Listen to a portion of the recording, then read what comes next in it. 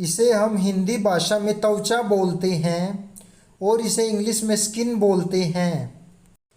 इसे हम हिंदी भाषा में त्वचा का डॉक्टर बोलते हैं और इसे इंग्लिश में डर्मेटोलॉजिस्ट बोलते हैं।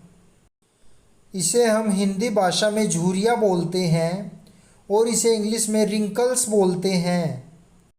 इसे हम हिंदी भाषा में छाइयाँ बोलते हैं और इसे इंग्लिश में फ्रैकल्स बोलते हैं।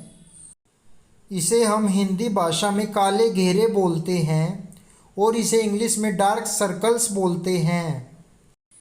इसे हम हिंदी भाषा में दाग या धब्बे बोलते हैं जो कि हमारी स्किन पर अक्सर हो जाते हैं और इसे हम इंग्लिश में ब्लेमिश बोलते हैं। इसे हम हिंदी भाषा में फटे हुए होंठ बोलते हैं जो कि सर्दियों में अक्सर फट जाते हैं और इसे हम इंग्लिश में चैप्ड लिप्स बोलते हैं। इसे हम हिंदी भाषा में फटे हुए हाथ बोलते हैं और इसे इंग्लिश में चैप्ड हैंड्स बोलते हैं।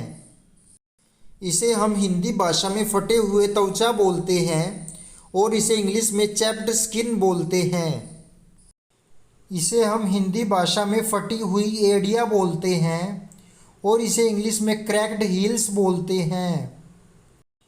इसे हम हिंदी भाषा में रोंगटे खड़े होना बोलते हैं और इसे इंग्लिश में गूज बम्प्स बोलते हैं।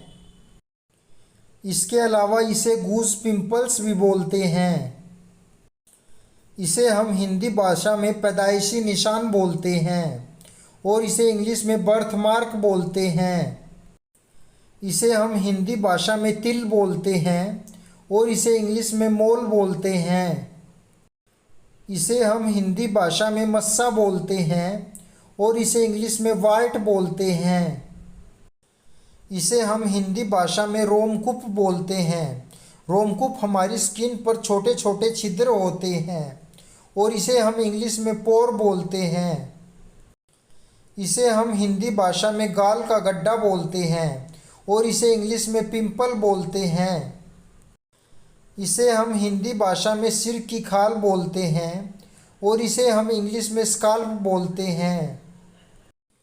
इसे हम हिंदी भाषा में घाव बोलते हैं जो कि कुछ इस तरीके से हो जाता है हमारी स्किन पर और इसे हम इंग्लिश में गैश बोलते हैं। इसे हम हिंदी भाषा में खुरंड बोलते हैं और इसे हम इंग्लिश में स्कैब बोलते हैं। इसे हम हिंदी भाषा में फफोला बोलते हैं और इसे हम इंग्लिश में ब्लिस्टर बोलते हैं। इसे हम हिंदी भाषा में गुमटा बोलते हैं जो कि हमारी स्किन पर चोट लगने के कारण हो जाता है और स्किन पर नीला भूरा निशान हो जाता है कुछ इस तरीके से और इसे हम इंग्लिश में ब्रूज बोलते हैं।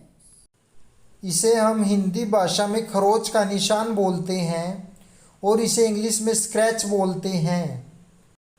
इसे हम हिंदी भाषा में घमौरी बोलते हैं और इसे इंग्लिश में प्रिकली हीट बोलते हैं। इसे हम हिंदी भाषा में मुहासे बोलते हैं और इसे इंग्लिश में एक्ने बोलते हैं।